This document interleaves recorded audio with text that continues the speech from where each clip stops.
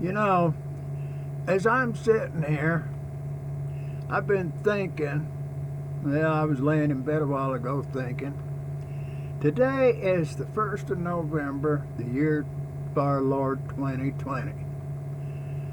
Now, 2 more days, it's going to be election day, and I don't really care. I went out and voted about a week ago, but I don't really care who wins, don't care which direction it goes, because nothing's going to change much, because what was once the United States of America, created by the Constitution of the United States and ratified by the states individually, has become so corrupted that it ain't there no more. Now, the only thing there is the Empire of America. Them fellers started out early. Now, people can talk about the Civil War and about that wonderful Abolition Act and everything, but that's a bunch of hooey. If you follow the money, the Civil War was all about money and power. Now, there was a bunch of people didn't like this union of states that was set up under the federal government. No, and actually,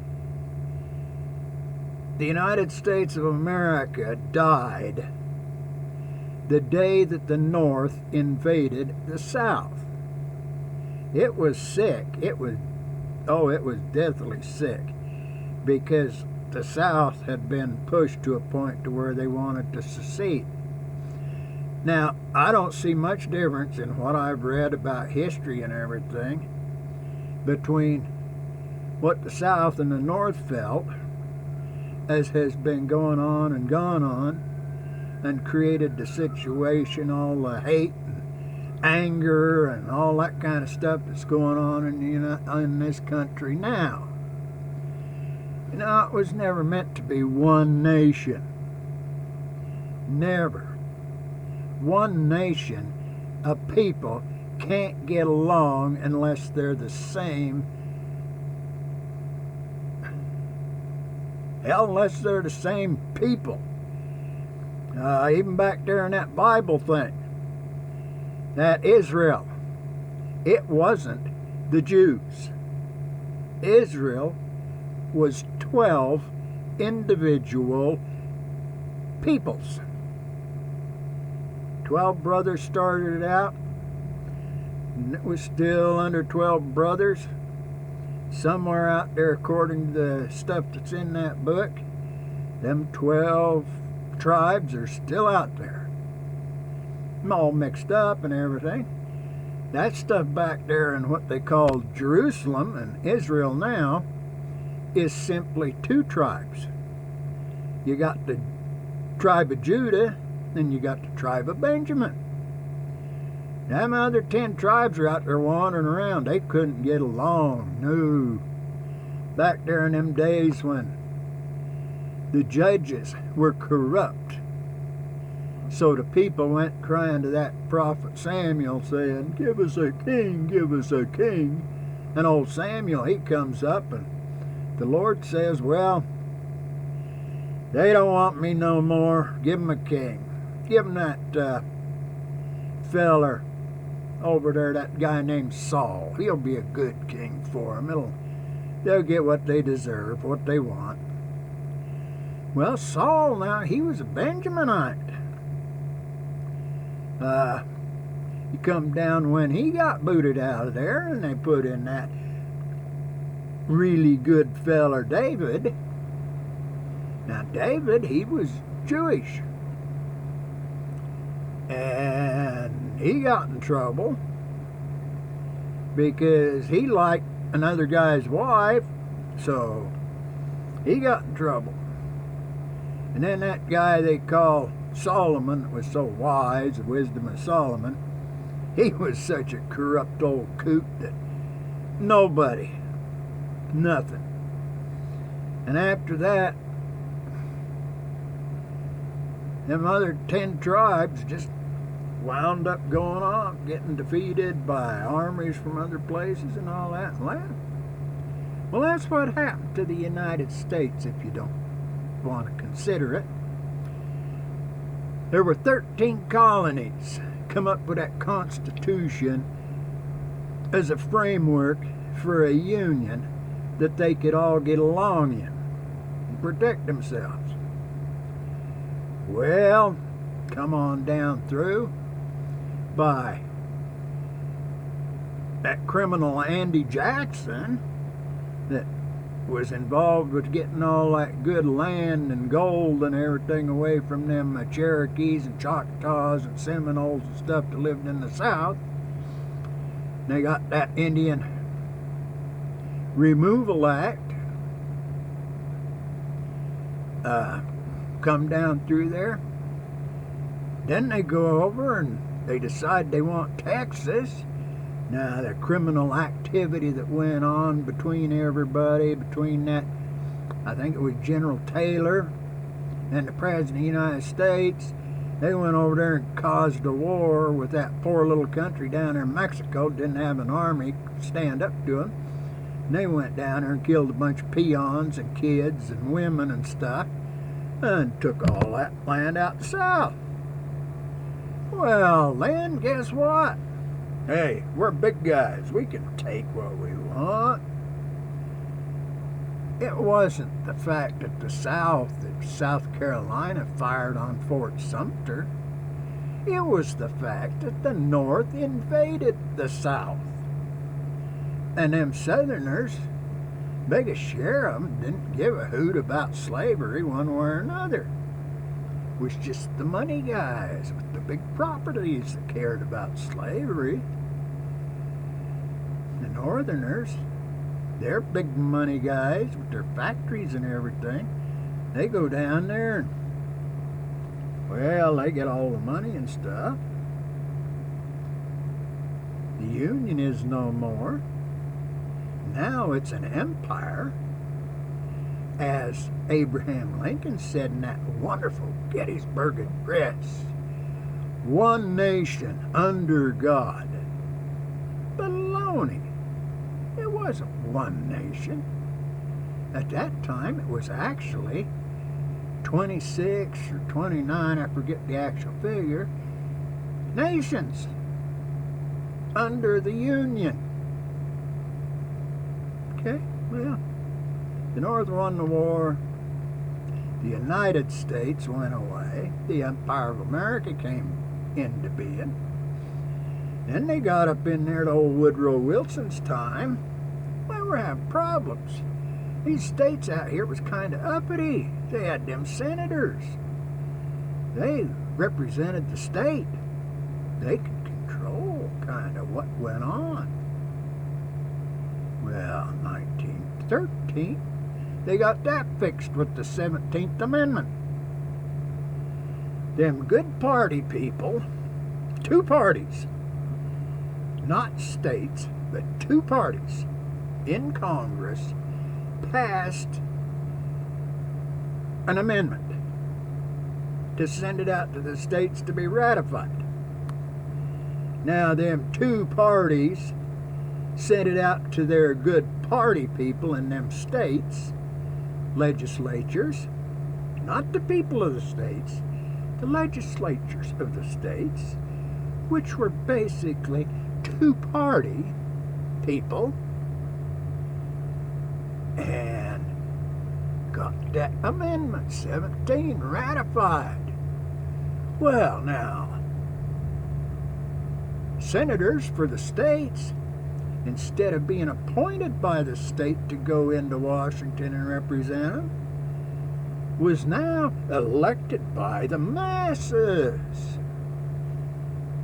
to go to Washington and represent the 2 parties, not the state of Georgia, not the state of Texas, not the state of Massachusetts, not the state of Illinois, but the two parties, the red and the blue. Oh, wait a minute, where the hell's the white in that? Stars were gone. States ain't no more. Now the states ain't got a voice in Congress. Big deal. Why, them loving son of a guns back there in Washington, D.C.? Yeah. We better not call ourselves Caesar. We might not ought to call ourselves the Fuhrer. We might not call, let Woodrow Wilson say he's a king. We better keep that quiet for a while. Well, Woodrow Wilson got us into World War I. President Trump made a mistake when he said something about them people were stupid for getting killed over there in France in World War I.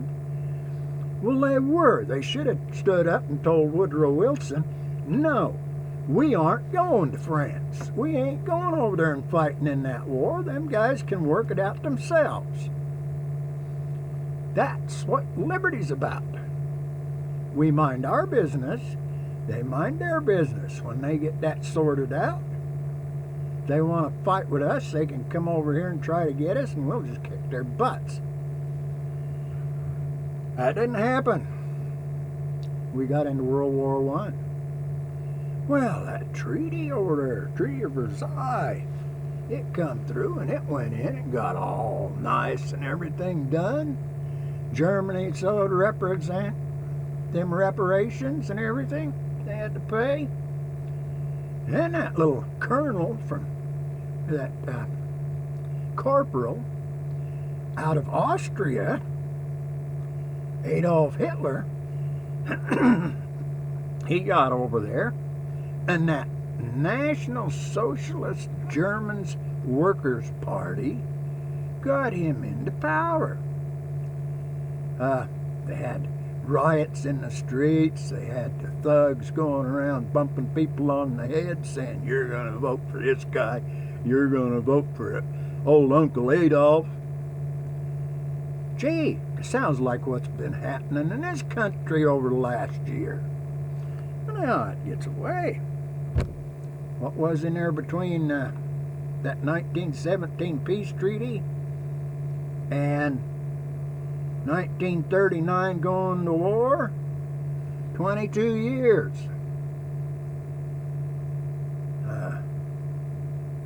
Now he's in World War II. Italy, Germany, and Japan made up the axis of evil, they called it. Okay, the United States was in that mess. We got out of that mess in 1945. Well, what was it, 1950? 51 at the latest? The United States is over there in Korea. No, we got to protect these South Koreans from the communists in the north. Well, nobody declared a war, but it was a war.